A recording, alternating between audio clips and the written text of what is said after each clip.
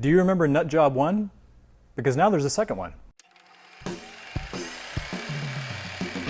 Hello everyone and welcome to Movie Reviews by Josh. My name is Josh Terry, and today I'm going to be giving you some insights, observations, a little bit of commentary on the Nut Job 2, Nutty by Nature, which is a reference to Naughty by Nature, if you remember the 80s or the 90s, late 80s, early 90s. I'd much rather talk about that than talk about this movie, frankly. I mean, it's not terrible. The Nut Job 2 is an animated movie. It's a sequel among many sequels of the summer. It's an inferior sequel to the other sequels that are just so-so this summer. I mean, we've had Despicable Me 3, we've had Cars 3, which are okay, not great. Nut Job 2 is another step below those. It's the sequel to Nut Job 1 from a few years ago, which is about a squirrel who lived in a city park who took on some mobsters who ran a nut store. Nut Job 2 takes the story one summer further into the future because I'm not sure what the lifespan of a squirrel is, and so I don't know how much time they really have to work with on this character. All of the movies, if there are 8 Nut Job movies, they may all have to happen in the span of 2 months for all I know. But anyway, Will Arnett is the voice of Surly, who is a squirrel. This time around, the park is going to be turned into an amusement park, Liberty Land. There's this corrupt mayor, and he's got this really obnoxious little girl daughter that is just kind of annoying whenever she gets on screen.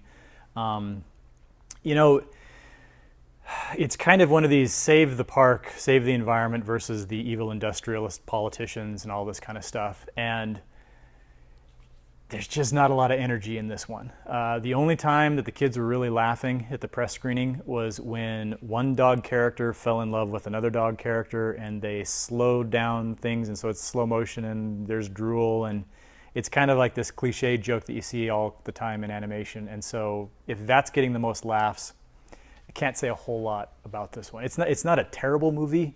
It's filler. The jokes are pretty lazy. You can kind of see them coming a mile away.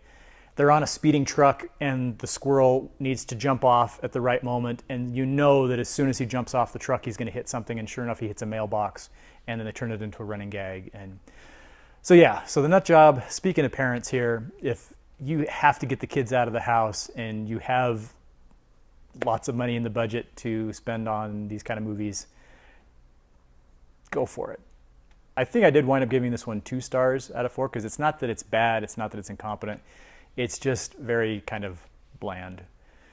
Like a lot of nuts, actually, now that I think about it. Nuts are not always super flavorful, so maybe this is kind of an act. Maybe it's intentional.